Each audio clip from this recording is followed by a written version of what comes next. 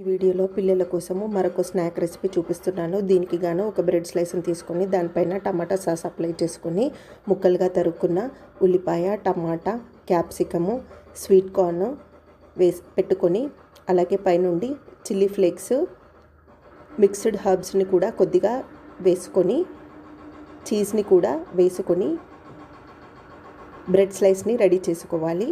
దీన్ని స్టవ్ పైన ఒక ప్యాన్ పెట్టుకొని ప్యాన్ పైన ఈ రెడీ చేసుకున్న బ్రెడ్ స్లైస్ని పెట్టుకొని స్టవ్ సిమ్లో పెట్టి మూత పెట్టుకొని 2 నిమిషాల పాటు ఉడికించుకున్నట్లయితే సింపుల్గా అండ్ ఈజీగా బ్రెడ్ పిజ్జా అనేది రెడీ అవుతుంది.